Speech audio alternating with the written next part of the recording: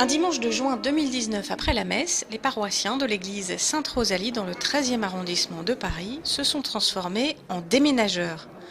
En quelques heures, tout le mobilier de l'église a été vidé pour laisser place aux échafaudages. Comme l'église n'est pas très grande, c'était des gains de temps et d'argent de pouvoir, faire tous les travaux d'un coup sans l'immobiliser par partie.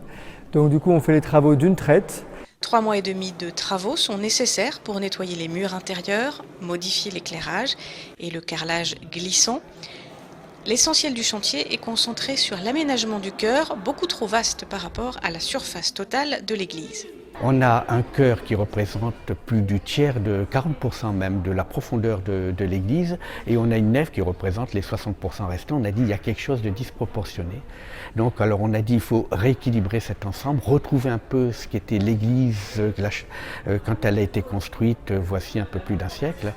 Ces travaux nécessitent une certaine organisation pour les paroissiens. Les messes sont célébrées sous une tente, derrière l'église, mais pas de quoi inquiéter le curé de la paroisse. C'est très bien ça. Ça pour moi, ça me réjouit beaucoup parce qu'on voit bien que c'est toujours d'ailleurs dans les moments un petit peu dans l'adversité que des choses se construisent. J'ai fait un édito là pour notre journal paroissial de l'été en parlant du peuple d'Israël qui a passé 40 ans sous la tente dans le désert et que c'était le moment des fiançailles, nous dit le prophète Osée. C'est vraiment le temps dans le fond où un petit peu sorti de son confort, on oublie d'aller plus en profondeur et que ça en fait ça fait un bien fou à tout le monde. Des travaux qui font du bien tant aux pierres de l'église qu'à la communauté vivante.